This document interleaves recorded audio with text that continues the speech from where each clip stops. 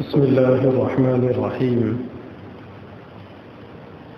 الحمد لله رب العالمين والعاقبة للمتقين والصلاة والسلام على سيد الأنبياء والمرسلين وعلى آله وأصحابه أجمعين ومن تبعهم بإحسان إلى يوم الدين. أما بعد، فأعوذ بالله من الشيطان الرجيم. بسم الله الرحمن الرحيم. إنما يعمر مساجد الله من آمن بالله واليوم الآخر وأقام الصلاة وآتى الزكاة ولم يخش إلا الله.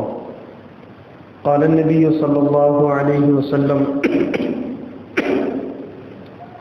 إن عمار بيوت الله هم أولياء، او كما قال علیہ الصلاۃ والسلام.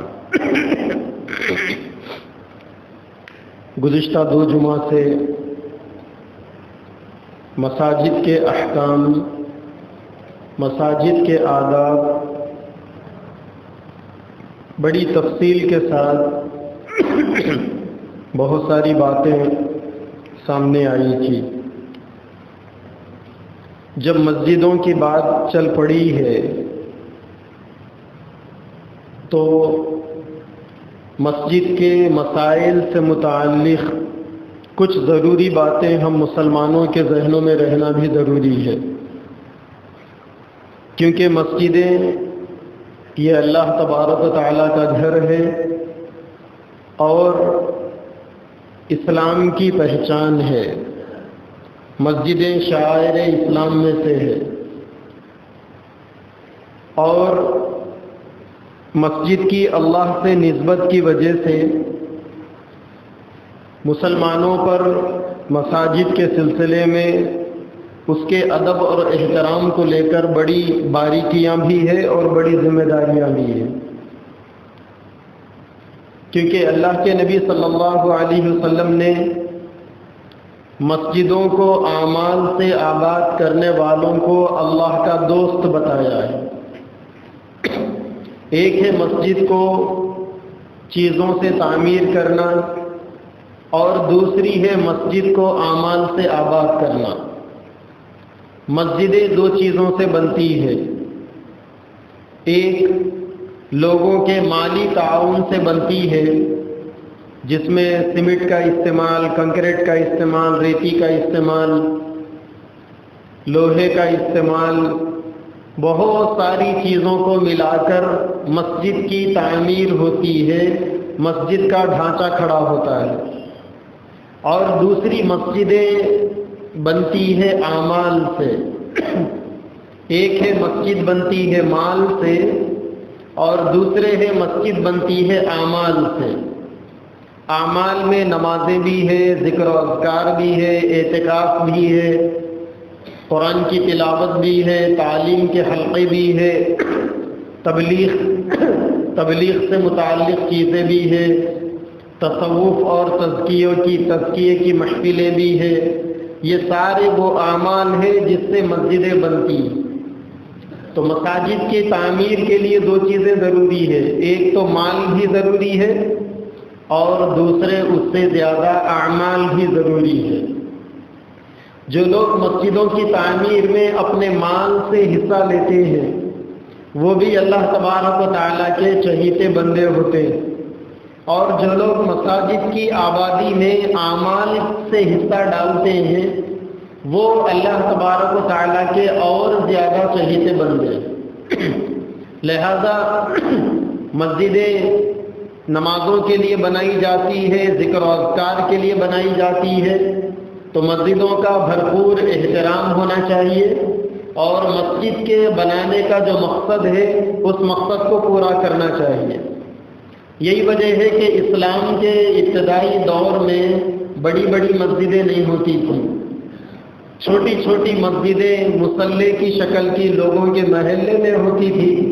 لوگ دن کی 5 نمازیں وہاں پڑھتے تھے اور ہفتے میں 1 نماز یعنی جمعہ کی نماز کے لیے شہر کے سطح پر ایک بڑی مسجد ہوتی تھی، لوگ وہاں پر جاتے تھے.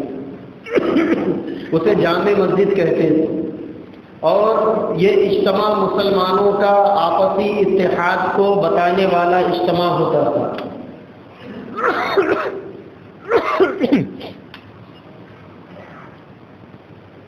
اور اللہ کے نبی کے زمانے میں مسجد 24 گھنٹے آباد رہتی تھی، 24 گھنٹے ذکر و اذکار کے ذریعے سے، سیکھنے سکھانے کے حلقوں کے ذریعے سے مسجدیں آباد ہوتی تھی۔ یہی وجہ ہے کہ اللہ کے نبی صلی اللہ علیہ وسلم نے فرمایا، جس کو دیکھو کہ اس کے قدم مسجد کی طرف زیادہ چل رہے ہیں تو اس کے ایمان والا ہونے کی گواہی دو۔ جو لوگ مسجدوں کو زیادہ آنا جانا رکھتے ہیں، اللہ کے نبی نے ان کے ایمان والے ہونے کی گواہی دیا۔ اور ایک حدیث میں ہے کہ جب جنت کے باغوں سے گزرو تو خوب چرو۔ صحابہ نے پوچھا کہ یا رسول اللہ، جنت کے باغ کیا ہے اور چرنا کیا ہے؟ اللہ کے نبی نے فرمایا، جنت کے باغ مسجدیں ہیں اور چرنے کا مطلب ہے مسجدوں کو دیکھ کر خوب اللہ کا ذکر کرو، کلمے کا ورد کرو، تسبیح کا ذکر کرو، استغفار کرو، آخرت کو یاد کرو، کیونکہ یہ مسجدیں اللہ کا گھر ہے۔ اس کو دیکھ کر اللہ تبارک و تعالیٰ کی یاد تازہ ہوتی ہے۔ یہاں سے دن میں 5 مرتبہ مسلمانوں کو اللہ کی بڑائی کے بول یاد دلائے جاتے ہیں۔ یہاں سے مؤذن کی اذان کے ذریعے سے لوگوں کو کامیابی کی طرف اور نماز کی طرف بلایا جاتا ہے۔ تو معاشرے کے اندر مسجد کا ایک کردار ہے، معاشرے کے اندر مسجد کا ایک مقام ہے۔ یہی وجہ ہے کہ اللہ کے نبی صلی اللہ علیہ وسلم نے اپنے زمانے میں مسجد سے ہر وہ کام آپ نے کیا جو مسلمانوں کے خیر خواہی اور بھلائی کا کام۔ ہم نے مسجدوں کے کردار کو محدود کر دیا۔ مسجدیں ہمارے پاس اب صرف نمازوں کے حد تک کھلی رہتی ہے۔ فرض نماز کے ہونے کے بعد شرعی مسجد کو تالا لگ جاتا ہے۔ اب اگر کسی کو نماز پڑھنا ہو تو مسجد کے صحن میں، مسجد کے ورنڈے میں نماز پڑھے چلے جائے۔ ہم نے مسجد کے کردار کو محدود کر دیا۔ اسلام میں مسجد کا بہت بڑا کردار ہے۔ اللہ کے نبی کے زمانے میں مسجد پارلیمنٹ کے طور پر بھی استعمال ہوتی تھی، وہ مسجد جیل کے طور پر بھی استعمال ہوتی تھی، قیدیوں کو وہیں رکھا جاتا تھا۔ وہ مسجد مسافر خانے کے طور پر بھی استعمال ہوتی تھی، دور دور سے جو عرب کے قبائل آتے وہیں پر رکتے تھے۔ وہ مسجد مدرسے کے طور پر بھی استعمال ہوتی تھی، کبھی 70 کبھی 400 صحابہ وہاں پر دینی تعلیم حاصل کرتے تھے۔ وہ مسجد تبلیغ کے مرکز کے طور پر بھی استعمال ہوتی تھی، وہیں سے جماعتیں بنا کر بھیجے جاتے تھے۔ وہ مسجد ایک عسکری مرکز بھی تھا جہاں سے وفود دور دور تک جنگ کے لیے بھیجے جاتے تھے۔ اللہ کے نبی کے زمانے میں مسجد ملٹی پرپز ہوا کرتی تھی، کئی ایک مقاصد کے لیے مسجد کو استعمال کیا جاتا تھا۔ آج بھی مسلمانوں کے لیے ضروری ہے کہ وہ مسجدوں کے کردار کو بحال کرے۔ الحمدللہ ہر محلے کے اندر مسجد ہے، بلکہ بعض محلوں کے اندر کئی مسجدیں ہیں۔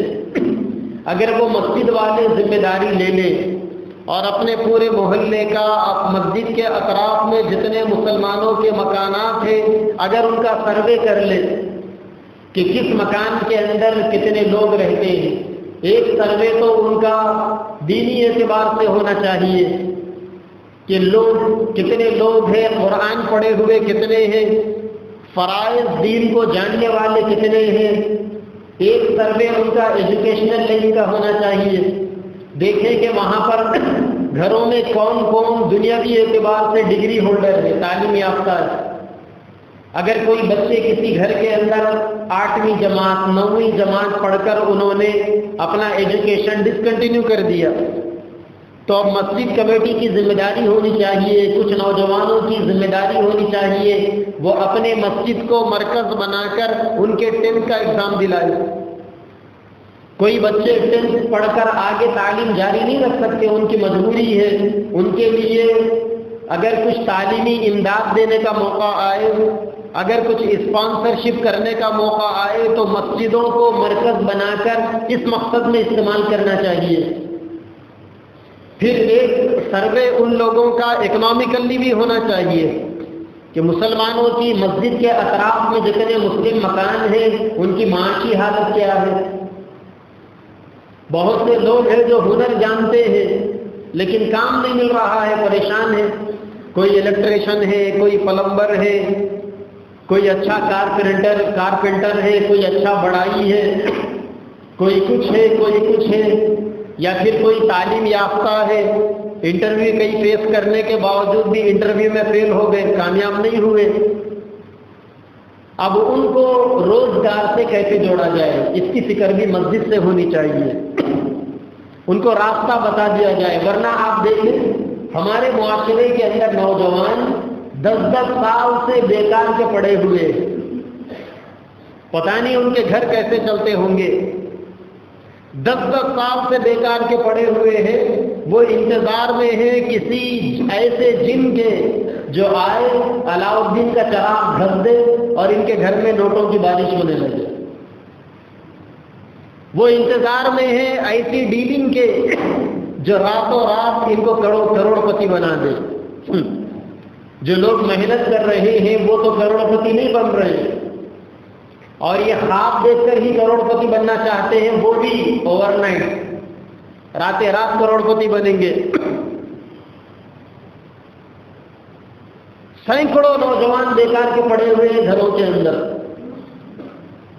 ان کی ماؤں کو، ان کے باپ کو ان سے امیدیں ہیں کہ ہمارا بچہ گھر چلائے گا، اب ہم بوڑھے ہو چکے ہیں، ہمیں اچھا علاج کرائے گا، بہنوں کی شادی کرے گا، چھوٹے بھائیوں کا سہارا بنے گا. وہ کیا سہارا بنے گا؟ وہ خود کا سہارا بنا ہوا نہیں ہے تو دوسروں کا کیا سہارا بنے گا؟ اپنا پسینہ نکالنے کے لیے تیار نہیں. معاشرے میں آپ دیکھیں مسلم کمیونٹی کے اندر ایسے سینکڑوں نہیں ہزاروں نوجوان ملیں گے آپ، جن کی زندگی معاشرے کے لیے بوجھ بنی ہوئی ہے، جو اپنا ہیڑا گلانے کے لیے تیار نہیں، ماں باپ کے لیے عذاب بن چکے ہیں، عذاب. شادی کے لیے بہنیں گھروں میں پڑی ہوئی ہے، کوئی امید نہیں ہے بڑے بھائی سے. یہ خود بہکا ہوا ہے، چھوٹے بھائیوں کو کیا راستہ بتائے گا؟ لہذا مسلمانوں کے ایسے معاشرے میں مسجد کا ایک کردار ایسا ہونا چاہیے کہ پورے محلے کے اندر سروے ہو. دیکھیں ایسے نوجوانوں کو، ان کی کاؤنسلنگ کریں، انہیں بلا کر لائے، انہیں بتائے کہ حلال روزی روٹی کمانے کے اوپر اللہ نے کیا کیا وعدے کیے ہیں. ان کی ذہن سازی ہو اور ان کو کام میں لگا دیا جائے. جو لوگ اپنے آپ کو کسی کام میں جھکانے کے لیے تیار نہیں ہے نا، وہ بانڈ پیپر پر لکھ کر رکھ لیں وہ زندگی میں کبھی کامیاب نہیں ہو سکتے، کبھی ترقی نہیں کر سکتے. کامیابیاں ان کو ملتی ہے، ترقی ان کو ملتی ہے جو محنت کرتے ہیں. اور جو آدمی جتنی محنت کرے گا اللہ اس کو اتنا نوازیں گے. ایک بات ہمیشہ ذہن میں بٹھا لیں کہ اللہ تعالیٰ کی کسی سے کوئی رشتہ داری نہیں ہے. اللہ نے ایسا کہیں وعدہ نہیں کیا کہ مسلمان ہے تو میں بٹھا کر کھلاؤں گا، کافر ہے تو بھوکا ماروں گا. ایسا اللہ نے کہیں کوئی وعدہ نہیں کیا. ہاں اللہ نے یہ وعدہ ضرور کیا، لیس للانسان الا ما سعى، انسان جس چیز کے لیے جتنی محنت کرے گا اس کو وہ چیز اتنی ملے گی.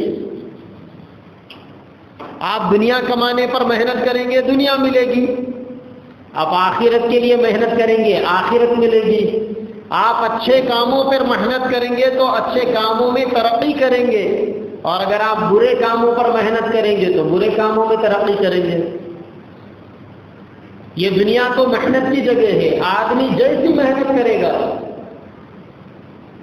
اور یاد رکھیں بعض دفعہ محنت کے ساتھ اپنے دماغ کو بھی استعمال کرنا ضروری ہوتا ہے.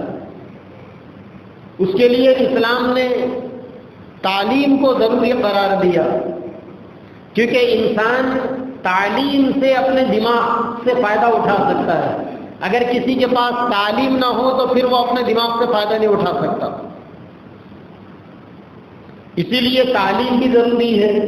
مساجد کا یہ کردار ہونا چاہیے کہ محلے کا سروے کرے، لوگوں کے لیے تعلیم کا انتظام کرے. اللہ کے نبی کے زمانے کے اندر صحابہ کے چھوٹے چھوٹے بچے بھی آ کر مسجد نبوی میں تعلیم پاتے تھے.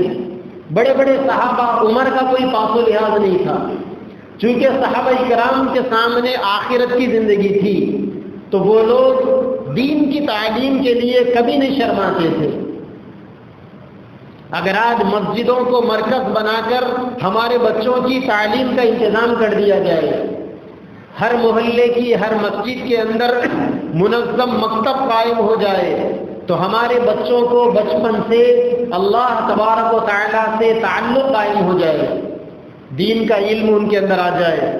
پھر اس کے بعد ہمارے بچے دنیا کے کسی بھی میدان میں ترقی کرے، پہلے وہ دیندار تو ہوں گے، پہلے وہ اللہ تبارک و تعالیٰ کا ڈر اور خوف تو رکھنے والے ہوں گے. آپ دیکھ لیں کہ انسان جس طریقے سے عمر کے ساتھ شرماتا ہے، ارے بڑی عمر ہو گئی میری، اب کیا تعلیم حاصل کروں گا، اسی طریقے سے آدمی عہدے کے ساتھ بھی شرماتا ہے. آپ کسی MLA صاحب کو بولیں کہ آ کے مسجد میں بیٹھ کے قرآن پڑھیے، نہیں پڑھیں گے، وہ شرمائیں گے. ان کو یہ لگے گا کہ ارے لوگ مجھے کیا بولیں گے، اتنے بڑے ہو گئے لیکن اب تک انہوں نے قرآن ہی نہیں پڑھا. کوئی اگر بڑی نوکری والا ہے، آپ اس سے کہیں کہ بچوں کے ساتھ بیٹھ کر آپ نورانی قاعدہ پڑھیں تو ان کو بھی شرم آئے گی اور بولنے والوں کو بھی شرمانا چاہیے. ہر بات ہر کسی کے سامنے بولنے کی نہیں ہوتی.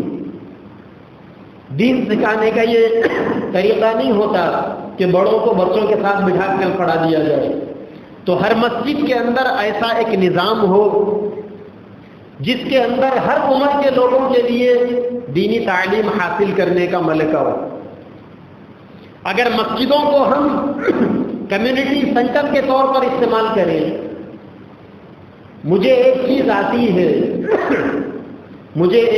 آتی ہے اور میں مسجد میں وہ چیز 4 لوگوں کو سکھاتا ہوں تو یہ میری ایک چیز 4 کے اندر چلے گی.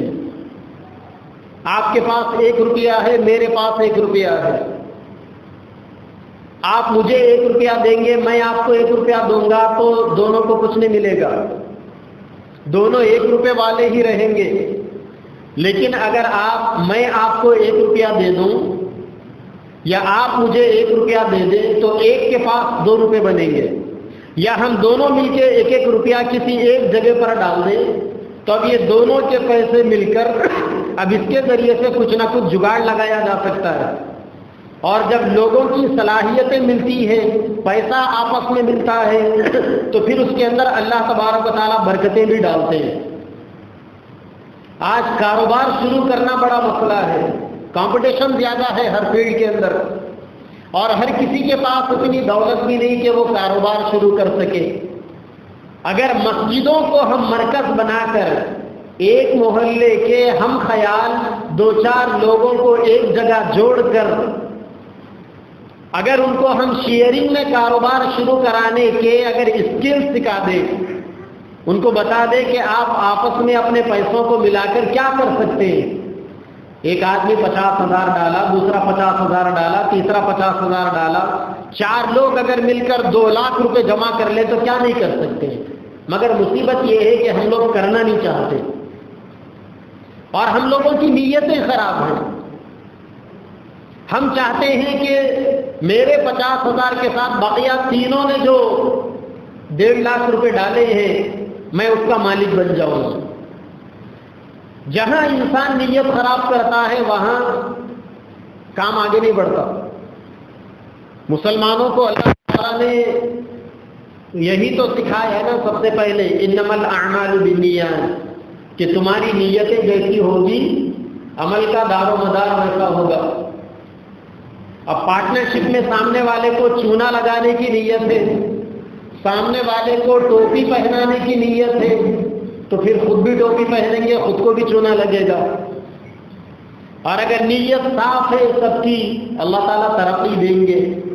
حیدرآباد کے اندر ایک ایجوکیشنل سوسائٹی ہے، سلطان العلوم ایجوکیشنل سوسائٹی آج سے 20-25 سال پہلے حیدرآباد کے چند تعلیم یافتہ چند بزنس مین ان کو خیال آیا کہ اپنے بچوں کے لیے اسکول اور کالجز قائم کرنا چاہیے. تو ایک مشہور کالج بھی چلاتے ہیں وہ لوگ، مفخم جا کالج کے نام سے، بنجارہ ہلز پر ہے. تو ان لوگوں نے تھوڑے تھوڑے پیسے ڈالے، شاید 2-4 کروڑ روپے ملا کے انہوں نے کام شروع کیا. آج بڑھتے بڑھتے بڑھتے بڑھتے میرے خیال میں ابھی بہت پہلے نیوز آئی تھی کہ ان لوگوں کا کاروبار 800 کروڑ کا بن چکا ہے. اور یہ کئی سال پہلے کی بات ہے جو میں آپ کو بتا رہا ہوں. شاید ہو سکتا ہے کہ 1000 کروڑ سے زیادہ انہوں نے اپنا ٹارگٹ پورا کر لیا ہوگا. تو جہاں لوگوں کی نیتیں صحیح ہوتی ہے اور اپنے لیے، اپنی قوم کے لیے، اللہ کے بندوں کے لیے کچھ کرنے کا جذبہ ہوتا ہے، وہاں اللہ تبارک و تعالی راستے کھولتے ہیں. میں نوجوانوں سے کہتا ہوں، ہمارے نوجوانوں سے، کہ آپ اپنی صلاحیتوں کو نیشن بلڈنگ کے لیے کیوں استعمال نہیں کرتے؟ ملک کے لیے، ملک کی جنتا کے لیے آپ اپنی صلاحیتوں کو کیوں نہیں استعمال کرتے؟ حیدرآباد جائیے، حیدرآباد کے اندر ایک نوجوان ہے اظہر مخصوصی نام کے، روزانہ ایک آدمی 5-5 ہزار غریبوں کو کھانا کھلا رہا ہے. اور یہ اب جب کی بات نہیں بتا رہا ہوں، کئی سال سے کھلا رہے ہیں وہ. اور ایک نوجوان ہے ڈاکٹر شجاعت، وہ سلم بستیوں میں جاتے ہیں، غریب محلوں میں جاتے ہیں، وہاں جا کر وہ میڈیکل کیمپ لگاتے ہیں، پورے محلے والوں کا بلڈ ٹیسٹ کرتے ہیں، یورین ٹیسٹ کرتے ہیں، سب فری میں ہوتا ہے. غریبوں کو کھانا کھلاتے ہیں، فری میں علاج کرتے ہیں، سب فری میں ہو رہا ہے. آپ نیت تو کریں پہلے. ابھی اب تک آپ کی نیت نہیں بنی، آپ کا خود کا پلنا مشکل ہے. اور جن لوگوں نے اپنی نیت بنائی، اللہ تعالیٰ نے ایک ایک کے ذریعے سے روزانہ 5-5 ہزار، 8-8 ہزار، 10-10 ہزار لوگوں کے پیٹ بھرا رہے ہیں. کرنے والی ذات اللہ کی ذات. میرے اور آپ سے کچھ ہونے والا نہیں ہے. لیکن ہم لوگوں کی مصیبت یہ ہے کہ ہم لوگ اٹیچ ہونا نہیں چاہتے، ہم لوگ ملنا نہیں چاہتے، ہم لوگ ایک دوسرے کی صلاحیت سے فائدہ اٹھانا نہیں چاہتے، ہم لوگ دور رہنا چاہتے ہیں. ہم لوگ اپنے ریلیشن میں گیپ کو مینٹین کرنا چاہتے ہیں، دوری بنائے رکھنا چاہتے ہیں. ہم ایک جگہ جمع ہو کر کچھ اچھا کریں گے یہ نہیں سوچ سکتے ہم لوگ. اسی لیے اللہ کی مدد بھی نہیں ہے. کیسے ترقی کرے گا آدمی؟ تو مسجد کمیونٹی سینٹر بننا چاہیے. اطراف کے پورے محلے کے ایک ایک بندے کے بارے میں مسجد میں ریکارڈ ہونا چاہیے. اور مسجد کے اطراف میں صرف مسلمان تو نہیں رہتے. ہم جس ملک میں رہتے ہیں 140 کروڑ کی آبادی ہے، 20 کروڑ مسلمان ہیں، 120 کروڑ نان مسلم ہیں. تو آپ مسجد کو مرکز بنا کر سب کی خبر گیری کیجیے. دیکھیے سب کے بارے میں. ابھی گزشتہ ہفتے بمبئی جانا ہوا تھا، تو بمبئی میں آپ کو تو معلوم ہے کہ پوری دنیا میں سب سے زیادہ سلم ایریا بمبئی کے اندر، جو غریب بستی ہے پوری دنیا میں ایک بڑی تعداد میں غریب بمبئی میں رہتے ہیں. لاکھوں کی تعداد میں ایک ہی بستی میں 20 لاکھ غریب لوگ رہتے ہیں. اور پوری بستی کے اندر ایک بھی باتھ روم نہیں ہے. پھر بھی جیے جا رہے لوگ. انسانوں کی ضرورتیں کیسی پوری ہوگی؟ ان کے گھر اگر آپ دیکھیں گے تو آپ کا جو باتھ روم ہوگا نا، اتنی جگہ میں 8-8 10-10 لوگ رہ رہے ہیں وہاں پر. تو ایک ایسی ایک بستی میں جانے کا موقع ملا ابھی گزشتہ ہفتے.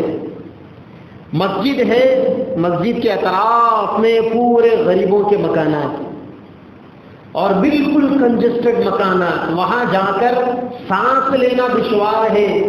وہاں 3-3 4-4 پیڑھیوں سے وہ لوگ زندگی گزار رہے ہیں. اور مسلمانوں کی غیر مسلموں کی آبادیاں ملی ہوئی ہے.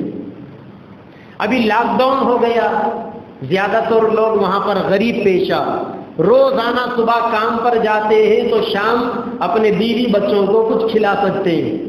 ایسی غریب آبادی ہو، اس غریب آبادی میں یہ چھوٹی سی مسجد ہے، اس کے بازو میں مندر ہے. تو اس مسجد کے جو متولی ہے، مسجد کے جو صدر صاحب، میں نے ان سے یہ کہا کہ آپ رمضان کے موقع پر جب ہم لوگ اپنوں کے لیے افطار پارٹی کرتے ہیں تو چونکہ مسجد کے اطراف میں جو پڑوسی ہے، مسجد کے جو نیبرز ہیں، آپ ان کے لیے بھی کچھ انتظام کیجیے تاکہ برادران وطن ہے سب محبت کے ساتھ رہے، ملنساری کے ساتھ رہے، سب مل کر رہے، آپس میں دلوں میں کوئی گیپ نہ آئے، ایک دوسرے کے لیے مذہب دشمنی کا ذریعہ نہ بنے. تو انہوں نے کہا کہ جب لاک ڈاؤن ہوا تھا تو ادھر اطراف میں پورے 5000 مکانات تھے. لاک ڈاؤن میں الحمدللہ میں نے پورے 5000 مکانات میں راشن بھیجے تھے اور میں نے مرکز سینٹر بنایا تھا مسجد کو. تو ایک مسجد کو بنیاد بنا کر جب آپ انسانیت کے بڑھاوے والا کام کریں گے تو لوگوں کے دلوں میں نفرتیں نہیں پھیلے گی، محبتیں عام ہوگی. ہم دوسروں کو کیا جوڑیں گے، ہم خود ہی جڑنا نہیں چاہتے ہیں. اسی لیے ہر محلے کی مسجد کو اب کمیونٹی سینٹر بنانے کا وقت آ چکا. ہر مسجد والے اپنے اپنے محلے کا سروے کرے، دیکھے کون بچیاں جوان ہو چکی شادی نہیں ہو رہی، ان کے شادیوں کا انتظام کرائے. لین دین ایک بڑا مسئلہ بن چکا ہے، لین دین کے لیے کاؤنسلنگ کرے.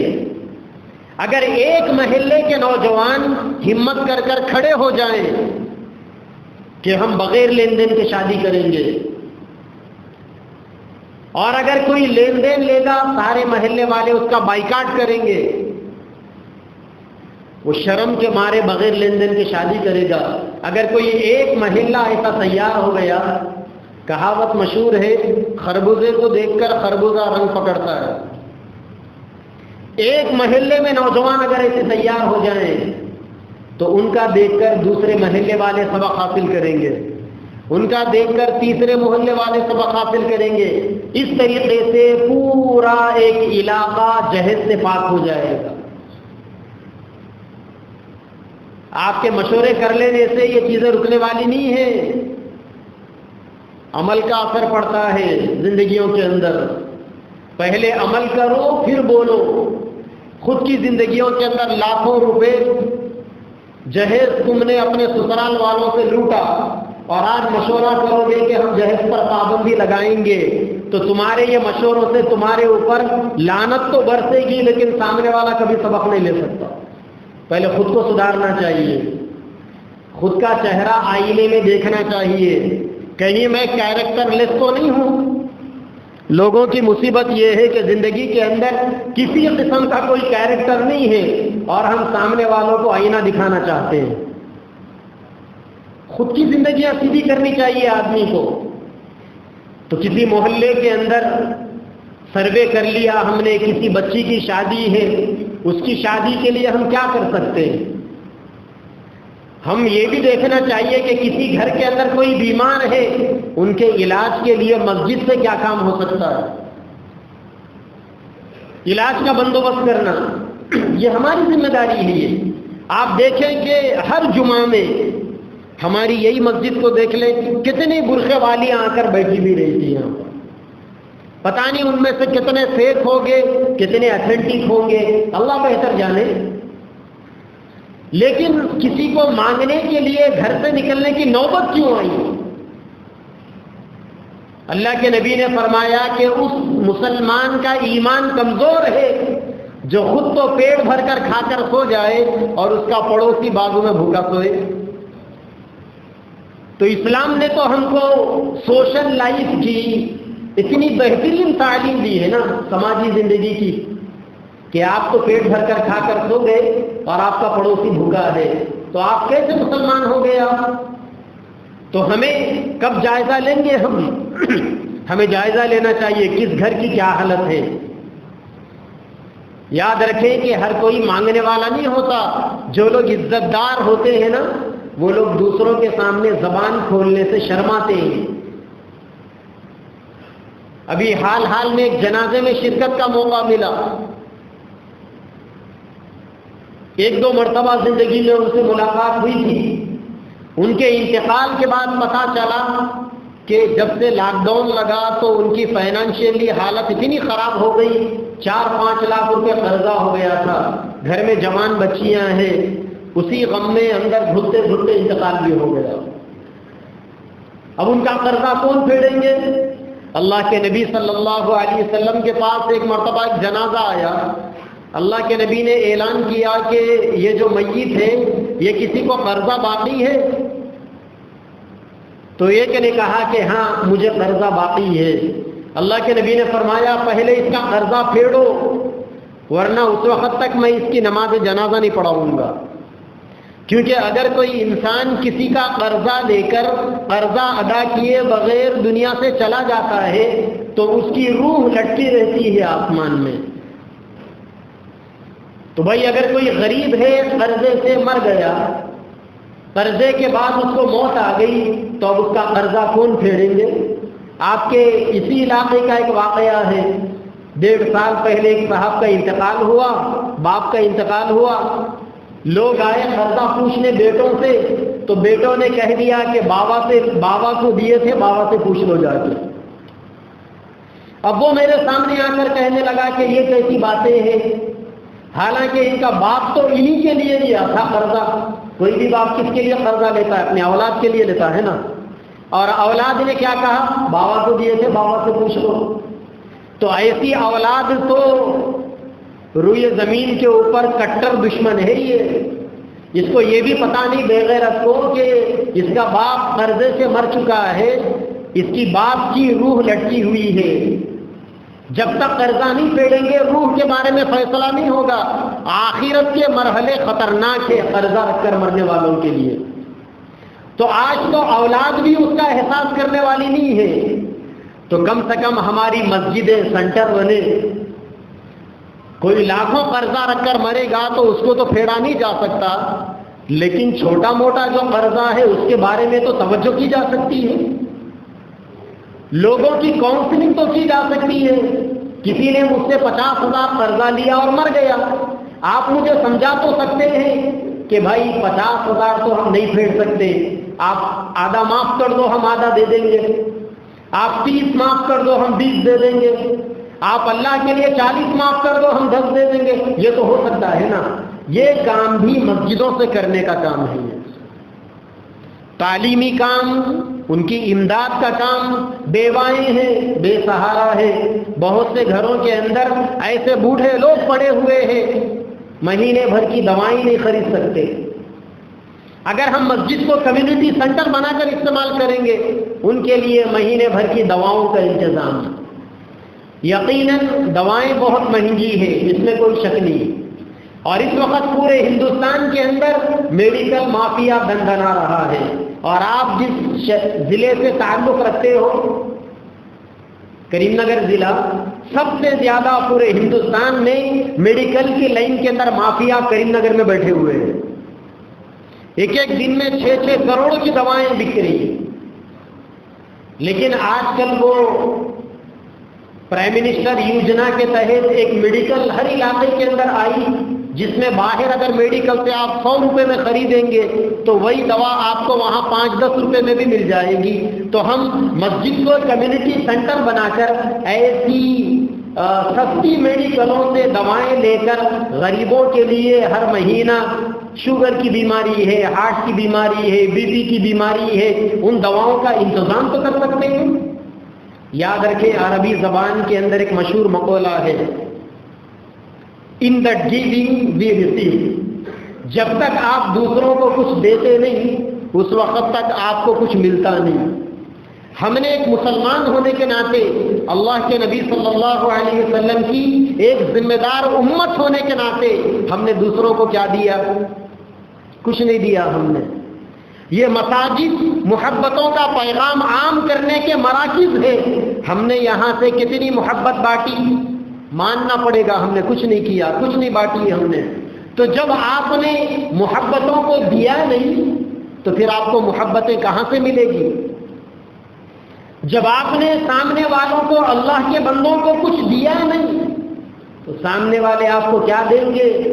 نتیجے میں جو لوگ دشمنی کی آگ لگا رہے ہیں ان کی آگ پھیلتی رہے گی. وہ لوگ اپڈیٹ ہوتے جائیں گے، آگے بڑھتے جائیں گے، یہاں تک کہ تمہاری جو لیڈرشپ ہے نا ان کے اوپر بھی گولیاں چلیں گی، ان کی بھی جان خطرے میں آ جائے گی.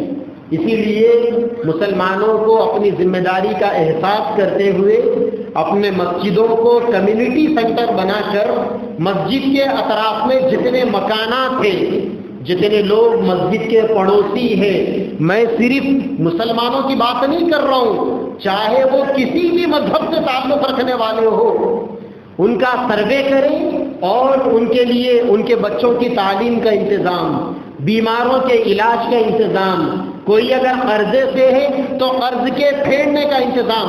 آپ یاد رکھیں اسلام میں زکوٰۃ فرض ہے. زکوٰۃ کے سلسلے میں اللہ کے نبی نے یہ بہترین تھیوری ہمیں سکھائی کہ جس علاقے سے زکوٰۃ وصول کی جائے اسی علاقے میں زکوٰۃ تقسیم کر دی جائے. چنانچہ اگر ہم مسجدوں کو مرکز بنائیں گے اور پورے محلے کی زکوٰۃ اگر ہم مسجد میں کلکٹ کر کر جو لوگ قرضے سے ہیں ان کا قرضہ ہم زکوٰۃ سے ادا کریں گے. کوئی اگر بیوہ ہے ان کی کفالت زکوٰۃ سے کریں گے. کوئی اگر یتیم ہے اس کو ہم اسپانسرشپ کریں گے زکوٰۃ کے پیسے سے.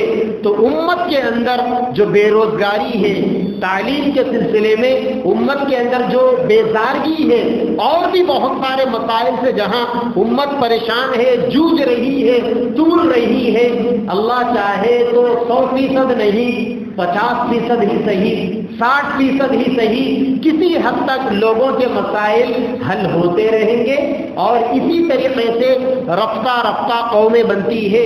رات رات کسی قوم کے اندر انقلاب نہیں آتا. اللہ کے نبی صلی اللہ علیہ وسلم کے زمانے میں یہ سارے پرپس ہوا کرتے تھے، یہ سارے مقاصد ہوتے تھے جو مقاصد میں نے آپ کے سامنے بتائے. پھر مسجد کو مرکز بنا کر سارے علاقے کے لیے کام کیا جاتا تھا.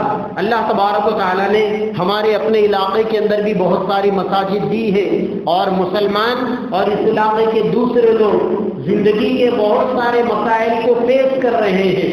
ان کے سامنے زندگی گزارنے کے کئی ایک چیلنجز ہے. اگر ہم چاہیں تو ان مسجدوں کو مرکز بنا کر ہم اللہ کے بندوں کی بہترین طور پر خدمت کر سکتے ہیں. اور اگر ہم نہ چاہیں تو پھر کہاوت مشہور ہے، تو ہی نہ چاہے تو بہانے ہزار ہے. اللہ تبارک و تعالیٰ مجھے اور آپ کو اور ساری امت محمدیہ کو علم صحیح اور عمل صالح کی توفیق عطا فرمائے. وآخر دعوانا ان الحمد للہ رب العالمین. کیا بکواس مائک ہے موزن صاحب، یہ مائک پھینک دے کے جو ہے بغیر مائک کے تقریر کرنا آسان. دیکھو کتنا ڈسٹرب، لوگوں کو آواز صاف آ رہی نہیں آ رہی، معلوم نہیں.